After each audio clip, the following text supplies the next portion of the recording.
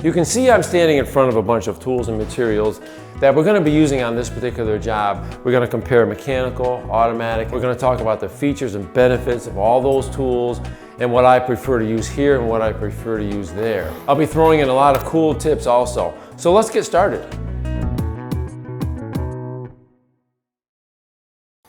What I've got here are a couple of tools that I use to actually apply the tape and compound. This is the one that everybody's going to really love. It's called an automatic taper. It actually gets filled with compound, and then this tape gets threaded through here, and it applies the tape and compound to the walls, seams, and the inside corners all in one step. Now when I get to the end of a seam or an inside corner, I want to be able to cut this tape. I want to be able to stop it and cut it nice and clean. And when I pull back on this handle right here, that draws a knife across the tape inside this head here, and it cuts it. Let me show you how that works. So the tape just gets fed right through here. And then when I'm ready to cut it, I pull back and it just drops loose. So you got a nice straight cut.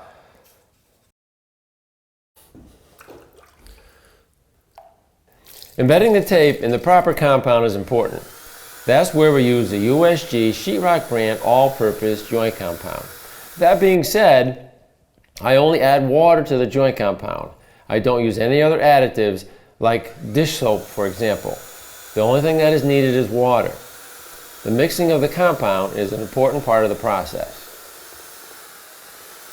Okay, you can see about how thin I have it just by when I pour it out of here. It's not crazy thin, but it's about right. And the first tool I'm going to use is the automatic taper. That requires the pump.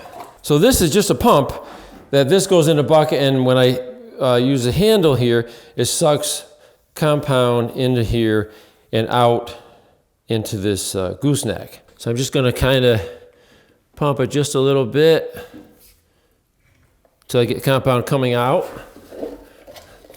because I don't want to be pumping any air into the automatic taper. So when I go to fill this is the fill tube on the end of the taper. That actually rests right in the gooseneck there. It just slips right in there. Then I can just rest the whole tool right in place. As I pump this, now is when that piston is being pushed up to the top. And I got my fingers in the end here, so I know when it's full, because I don't want to blast it out or overfill it, and it creates a lot of pressure. It usually takes about 10 fill pumps, and that's what I had.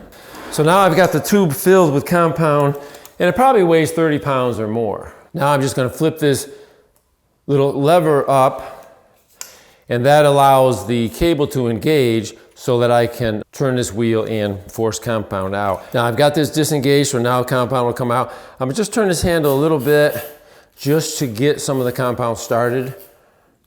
You can see the compound starting to come out. So now I'm ready to actually place this against the wall and start putting compound on the seams. The proper sequence to taping is we do all the butted seams first. So there's a butted seam here on the wall, and there's some on the ceilings. I'll put the tape on those seams first, embed them, and then I'll go through and do the seams that overlap them. So that's the proper way to do it. So I'm just going to start right here in the bottom. I'm rolling it up. And once I get a few inches from the top, I pull back on this handle here. I'm cutting it, then I go forward, and then when I push this handle back up is when that pin engages and pushes the paper forward again. So I've got the compound on that butted seam, and now I'm going to hit this one on the ceiling.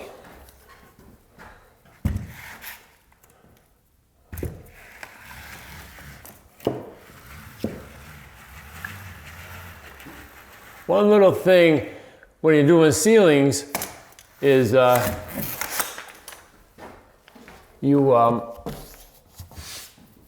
when I'm wheeling it down, I have this wheel, so I tip it so only one wheel is hitting, and that creaser wheel there pushes it in place. That's because if I pushed it on nice and flat, the compound will just squish out and drip onto the floor. So it's just a little trick. This is a knife that I'm using to embed the tape. It's a nice wide knife. Because it has these aluminum edges, I'm able to adjust the crown in that knife. You can see I have a slight crown in it.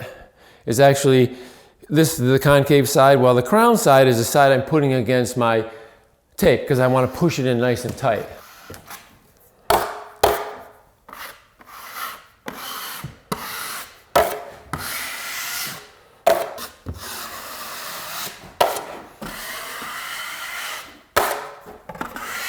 I'm trying to embed it really tight because it is a butted seam and I want to make sure it's as flat as can be so I'm not creating much of a bump. Now I'm going to embed the tape on this seam here.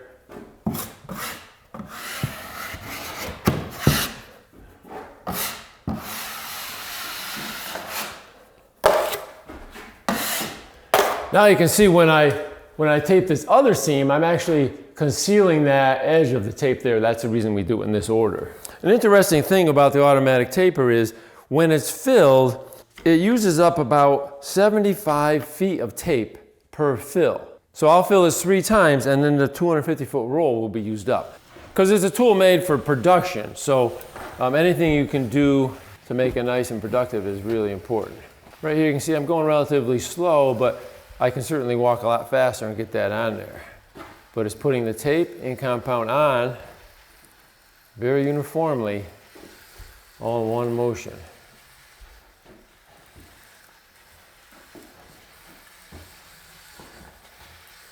I get towards the end, I stop, pull the handle back, and then forward it.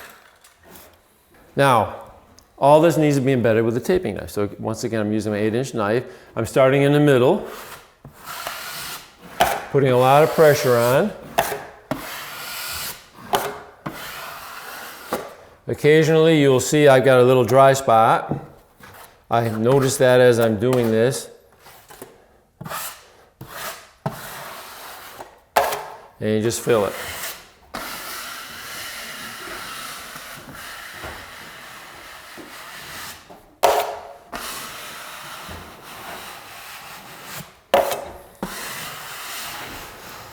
All right, now I'm going to start doing inside corners. I'm going to use the automatic taper to put the tape in the corner. And I'll show you how easy that is. It actually creases and places it in there real nice. But once it's in place, we need to embed that tape and then we need to smooth the compound out. So embedding and flushing is what we call it. These are corner roller tools. This actually rolls the compound nice and tight into the corner. This is one version of it. And this is more the traditional version, a much more bulkier thing, but they both work very well. That actually gets attached to this pole. So I put the tape in place with the automatic taper by walking on the ground. I don't have to get on my stilts and do anything. And then I do the same thing. I embed it right from the ground. And then once it's embedded, we've got this compound there that definitely needs to be smoothed out, right? So we need a way to smooth it out. And I have 2 versions of that as well. They're called this is called a corner flusher, and this is called a corner finisher. This is a little bit more complicated tool. You can see that it's got springs in it that adjust to the degree of that corner, because let's face it, the corners are not always perfectly 90 degrees. So that allows it to flex and go nice and tight into the corner. And then we got these these edges that smooth the compound out. And this is a simpler version of that. It just doesn't have all those moving parts, but it still does flex enough to adjust to different width or different angle corners. So let's go ahead and put some tape in the corners, and then we'll show you how to finish them off. Okay, now I'm gonna do the inside corner. I'm gonna actually apply the tape into this inside corner. And this wheel back here is the creaser wheel. That's what's gonna fold the tape into the corner. So all I've gotta do is try and center this head in that corner as I roll it up, and that other wheel is gonna crease it right in. I start right at the bottom.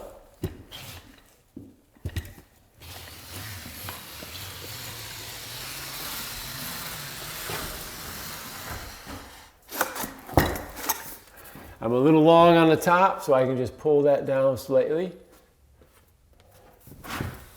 And then I can look at it. If something is not perfectly centered, I can make little adjustments. Now I'm going to do the inside corner along this ceiling. The same idea. We've got the creaser wheel in place.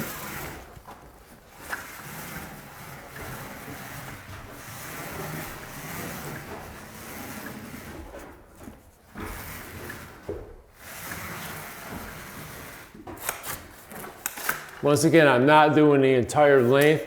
It's too long of a seam for me to embed all at once. So I'm going to roll it in with this corner roller, but I would like to put a little compound on it first. So I'm just going to dip it in the bucket of mud, just to get a little compound on it, so I'm not starting out with a perfectly dry roller. Then I usually start right in the middle, and I roll it in gently at first. And once I get it started, now I can put a little more pressure on it. The reason I want to start out gently is because I don't want to get any wrinkles. I want to avoid any wrinkles. So same with this one here. I'm going to start out right in the middle.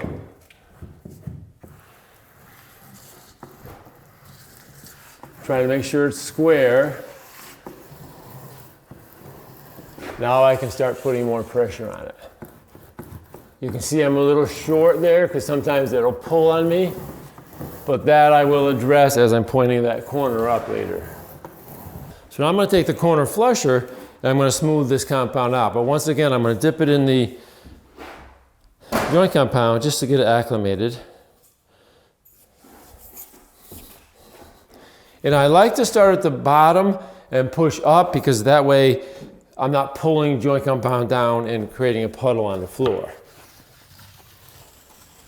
I'm putting quite a bit of pressure on it, and I usually go over it twice. So I got it embedded, and that just smooths it out just a little bit more. I'll do this one next.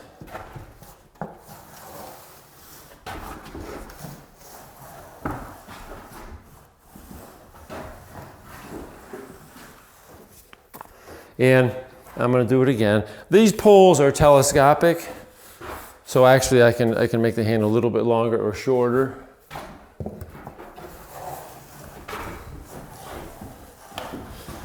Now typically I would do maybe this whole room or maybe even this whole downstairs before I started pointing it up and cleaning it off, but I just want to show you this little excess that drips down. Obviously you're going to want to remove that.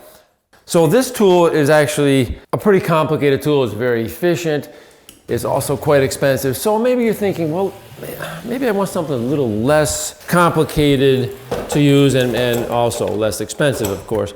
An alternative would be what I call a mud tube. This is actually similar to the automatic taper. This whole tube gets filled with compound. And the way that gets filled is you don't need the expensive pump. I can just fill it by pulling back on this handle. This is like a big syringe. Let me show you how it works with this bucket of water. I stick the head in, and as I pull back on the handle, it sucks water into the tube. So that's what it would do with compound.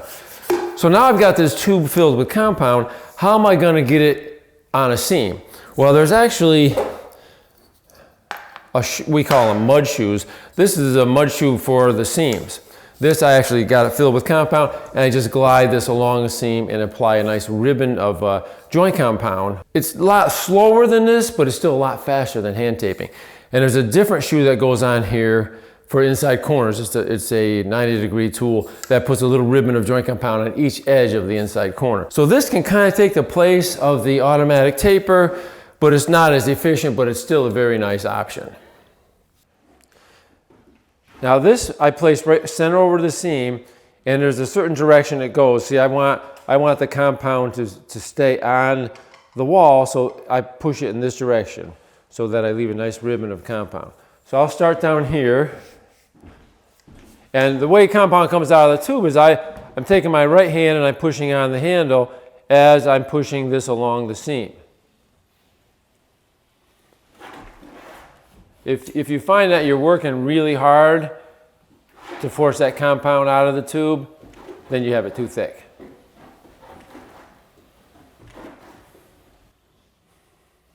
Now, unlike the automatic taper that put the compound and the tape on all at once.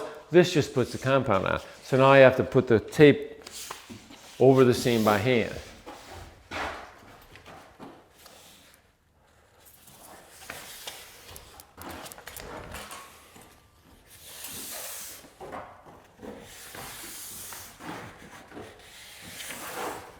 The compound is quite thin, so the biggest thing I have to worry about is it dripping on the floor. So I'm going to have the pan in my left hand real handy so that as I'm embedding it, before it starts dripping, I'm just putting it right in the pan.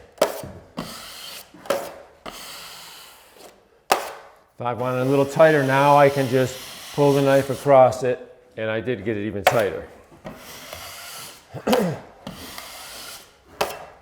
And there you have it. Nice and easy to apply the compound, and because it was nice and thin, very easy to embed as well. Now I'm going to switch heads from the mud head for the seams to the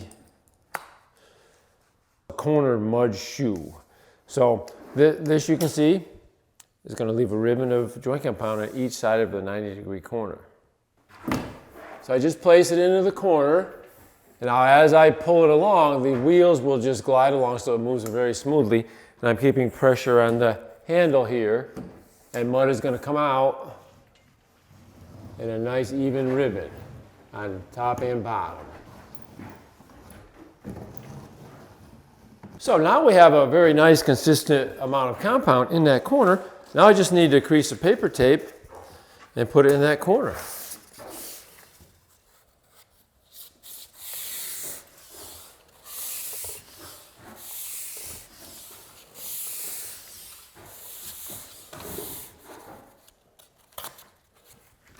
Now in order to embed that, I'm just going to roll it in with a corner roller.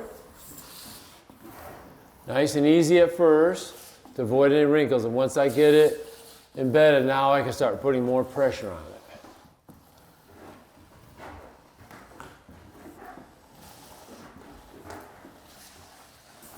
I've got it all embedded. Now I'm just going to take the corner flusher, smooth both edges out at once. I usually go over it 2 times. You know, if you take a look at it and it looks fine, then you don't have to, but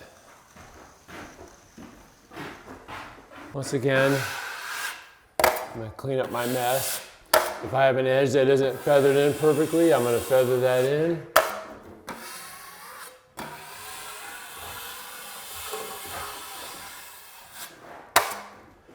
And there you go. That's about a 12-foot long inside corner that really, if we hadn't been shooting video, I probably could have done that in less than a minute. Embedded that and get it all nice and finished. This is a tool called a BANJO. It actually has mud put in it and tape threads through it, and it's used similar to the automatic taper because it puts the mud and the tape on at the same time.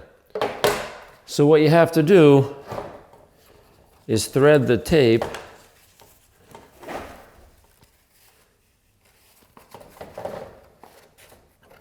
in through here, then out this end, and then you actually put the tape right up tight against the top edge of here. Then this gets filled with joint compound. So as the tape is being pulled out, it puts pressure on the compound, and that keeps mud on the back side of the tape until it's empty. So it's important you have the tape up against here.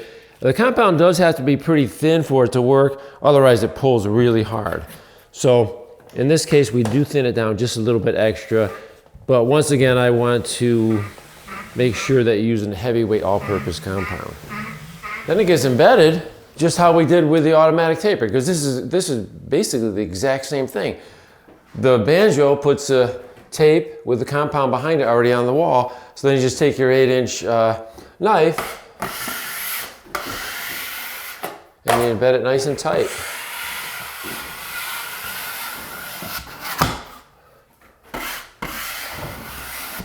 I think it's a pretty commonly used tool that I believe works very well.